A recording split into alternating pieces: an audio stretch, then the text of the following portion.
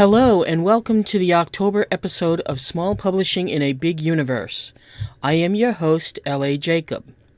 First of all, we would like to thank the many listeners of our podcast. Please tell your fellow small publishers, authors, and other friends who may be interested in our work to download and subscribe. We really appreciate it.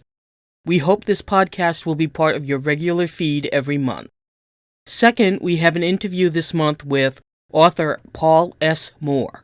Third, if you have any suggestions or questions for our upcoming Ask the Author, Publisher, or Editor podcast, you can fill out the form at spbu-podcast.com and click on the Ask Us link at the top. Finally, please support our sponsors, Paper Angel Press, Water Dragon Publishing, and Unruly Voices. From our sponsors this month, coming from Unruly Voices this month is Daily Fresh, a collection of personal essays by author Jari Post. Coming from Water Dragon Publishing this month, Seeker, the first book in the Unwoven Tapestry series, a fantasy novel by Morgan Chalut, is out now. Stay tuned for more details. Angel's Fall, Book 3 of the Z-Tech Chronicles by Ryan Southwick. This novel will not disappoint fans of the series. The dragon gem from this month is Death, from a new upcoming collection entitled The Storyteller's Tarot by L.A. Jacob. Hey, that's me! It's a story about what death really should be like and hopefully is. From Paper Angel Press in November.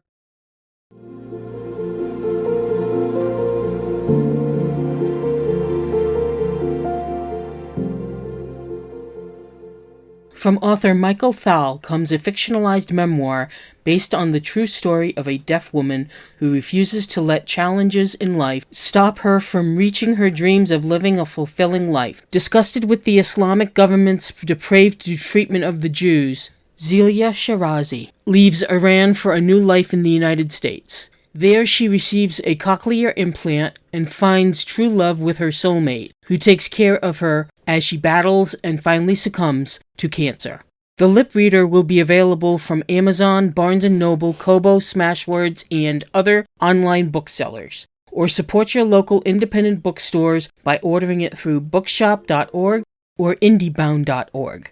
For more information, visit paperangelpress.com/lipreader.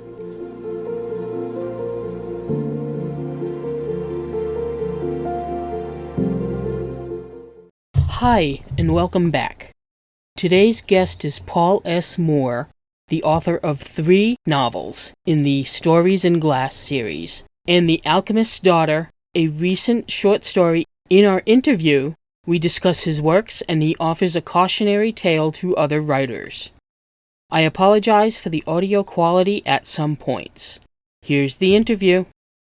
Hello, and welcome to Paul S. Moore, author of the Stories in Glass series, published under Water Dragon Publishing. Welcome, Paul. Welcome to you, to my home. Thank you for being here. I'm going to dive right in with the first question. What is the Stories in Glass series about in general? On the surface, it's my belief that we live in a world where there's an awful lot that just flows around us unseen that we never interact with. But in my story, that unseen world gets kind of tipped over when a man who suddenly remembers he's had multiple lives goes on a radio show and opens up a can of worms with species that normally swirl around us unseen, but now they get involved. Okay, so it's a supernatural kind of story? There are definitely supernatural elements in it.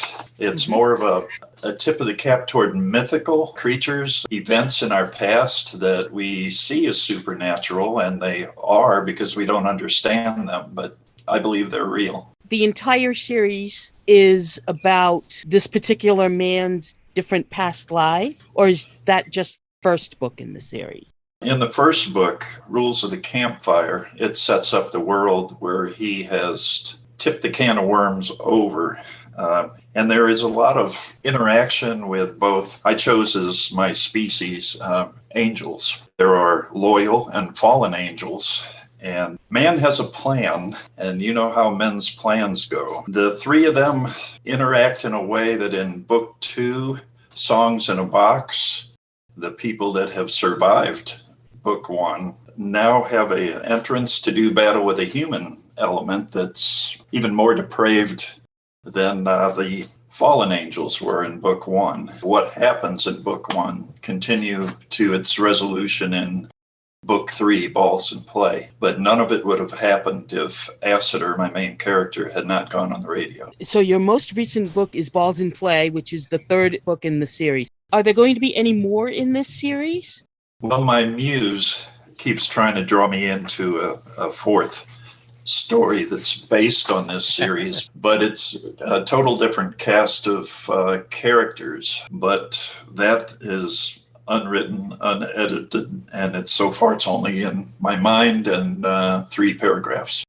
What is the inspiration for the series? It goes all the way back to junior high school when a friend challenged us to write a short story and bring it in the next day. I was the only one who did, but I found out I enjoyed the process of writing. And in the process of writing short stories, I thought maybe you could write a novel. So I set out to write a vampire story with the same beginning of an interview on a radio station. I'm 6 chapters into that when Interview with the Vampire comes out, and I just, well, there goes that idea. Thought I was unique. So my inspiration was from a 12-volume set, mostly of history books written at NYU called The History of the World by Great Historians. My grandmother sent away for that to teach history in a one-room schoolhouse in a little town called Doniphan, Missouri. I inherited those books and immediately was absorbed into how history was told back in the day when they wanted to know not only the event, but the ideas that drove the events and the people behind the ideas that drove the events, which gave a complete picture along with 3 or 4 other historians who would weigh in and give differing opinions, many of them very politically incorrect to this day. But still, that way of writing history has given me a base to, there's more than that intellectually honest way they used to write history.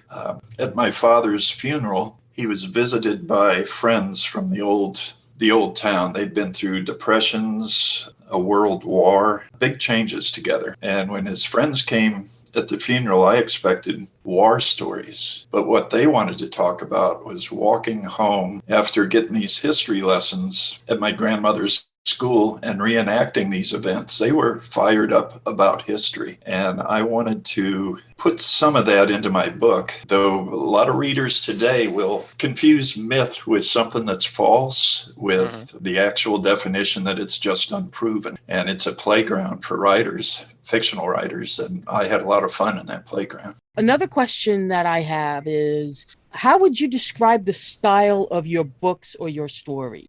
Each book is a different style. In the first book, Rules of the Campfire, I knew I was introducing a lot of characters, and from working with people in the craft, they said that's generally a bad idea. So I decided that Acitor could tell these things in short stories that you could take on their own as a short story, and that would cut off a lot of the telling, and I could just jump into showing, which is more fun for a reader and a writer. In book 2, the style changes. I don't have as many characters, and I wanted to do more of an action adventure story with a lot less explaining and definitions that have to be cleared up. And I felt like that story just moved right along when it was centered around my character Dorothy, who was meant to be a minor character for a plot device, and she just took over and basically wrote book 2 herself. She has a mind of her own. She's a hyperactive 90-year-old child with some differences in her DNA and the way she was raised in her culture, and she's new to the world. She chose the name Dorothy because Acitor had told her the story of the Wizard of Oz, and she chose the name Dorothy for and see the world. That's not exactly what happens when the plot catches up to her. But I miss Dorothy. I love Dorothy. I'd like to adopt her. Most of the comments I get from readers include the line, I love Dorothy. I share that feeling. In book 3, something has to give because bad guys can't win, can they? And all these different, unique, quirky characters get drawn together in the same place where they can't all be right. And all their plans can't be right. And one of them is chosen to go face the evil human that's ahead of this cult who seem to have its way in book 2. Yeah, I don't want to give any spoilers, but it's more of a conversational style between all these characters that have survived the first 2 books and their unique perspectives on what supernatural things they've been through. And one of those people emerges, and it ends up with a madcap finish with hopefully all the strings tied together in a very rapid pace. And I wouldn't call it a happy or an unhappy ending. I would say life goes on. Think of these 3 books as one story, a stage play in 3 acts. And you do need to start at the beginning and work your way through. So my next question is, we've found out who your favorite character is in your books. Do you have a particular favorite scene that you found easy to write and liked it a lot? Every scene with Dorothy was a joy to me, but my favorite scene, because it surprised me that if I can blow my own horn, it turned out so well in binding 2 other characters together, is over a dinner at a quirky restaurant called Pineapple Sam's in Panama, where it's a first date. And they get to the center of each other's onion, one layer at a time. And it flowed so easily. And when I went back and read it, I thought, dang, I'm not that good a writer, but that was perfect. It is hard work. I liked my story idea. I liked my characters, but my days of staring out the window in grade school when they were telling people where commas go came back to haunt me when it was on paper. And a critique group in Florida was kind enough to take me in, hit me on the head with hammers until I learned enough of the craft to be passable. So that part of the writing, I was in dire need of help. The creative part, I can't stop myself from. So what was one of the most challenging scenes that you had to write in your book? There is one scene that was so disturbing to me. I set out to look for the most disturbing behavior one of my enemies can do that universally could be condemned. Okay. And you don't have to go into what it is. Okay, I'll just say, and I can't. That's the point of how it was difficult.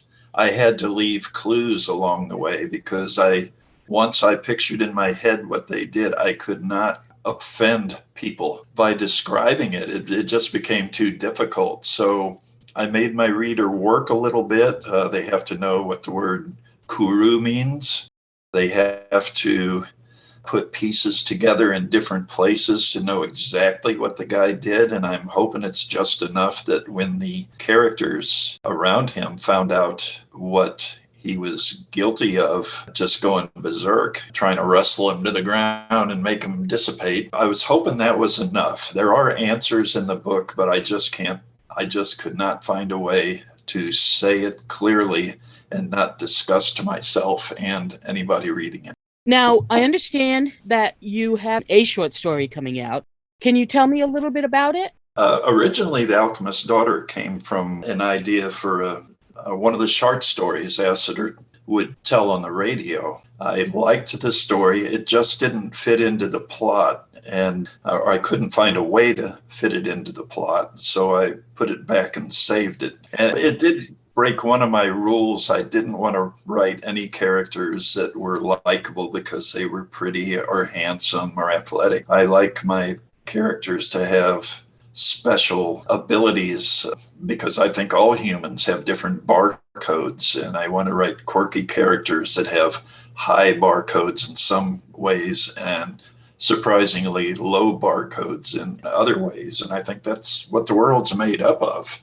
And I wanted to collect a lot of those special people in this story. Now, getting away from your works, and let's go into the process of writing. And are you a pantser or a plotter or both? I'd like to know where the story's going and where it ends up and everything else in between. My characters, once I picture them and their quirky ways, they basically write themselves. When I was with the critique group, I had a deadline, 10 pages to read once a week, and I wrote 10 pages once a week. Since I'm no longer in that critique group back in Florida, I write in between jumping in rivers and fishing and all the other activities I do. I'm doing a project making a cribbage board with a Dremel and some stones that takes up time. That leaves me with like 3 paragraphs for 5 different stories. And one of these days, one of those 5 is just going to say, write me already, damn it. And I'm going to sit down and write it. How long did the books take you to write? I think Usually. of it as from 1974 to 2019. But once I settled in with this critique group, it took me 3 years. It was meant to be one story, but Dorothy changed all that, and I'm happy she did because I was able to introduce more of the invisible elements that swirl around us unseen and mess up our lives in the second, third book.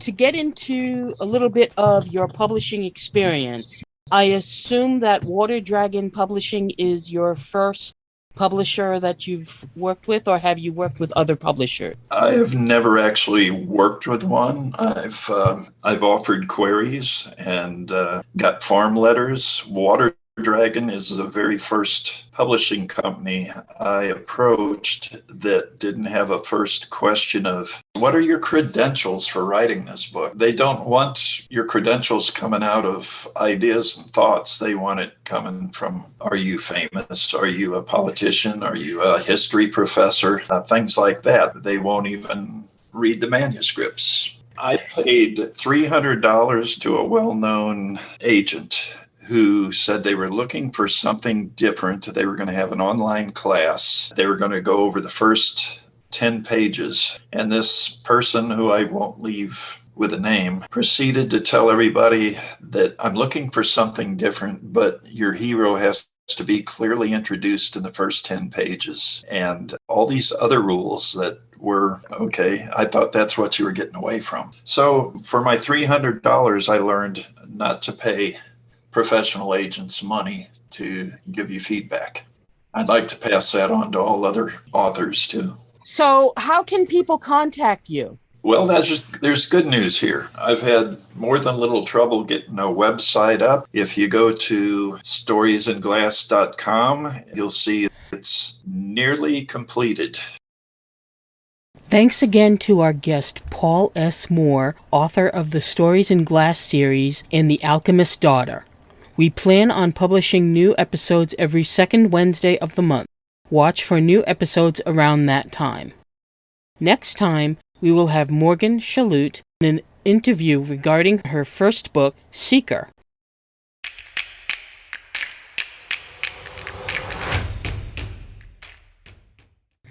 Seeker, Book 1 of the Unwoven Tapestry series, is a fantasy where a man is willing to alter his understanding of the world despite his age. Morgan Chalut has begun a world where the culture is full of intrigue, politics, and propaganda, and one man realizes that the culture and world may not be what it seems. Plus, there's a lot of really great fighting scenes.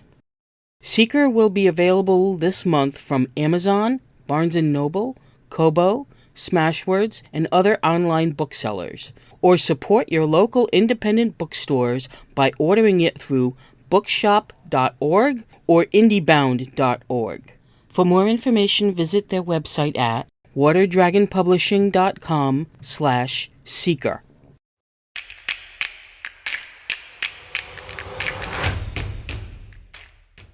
Music is provided by Melody Loops.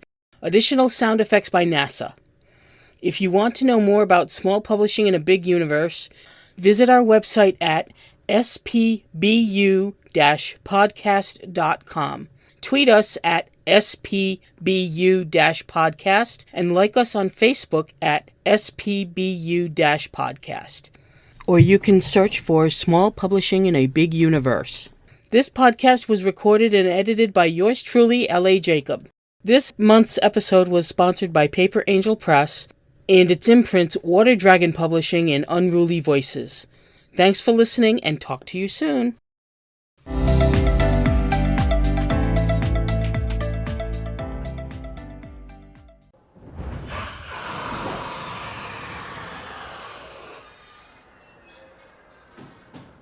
A whisper of silver gray flickered in his memory, then faded out of reach. The bridge of their skipship seemed too large. Something was missing. No, someone was missing.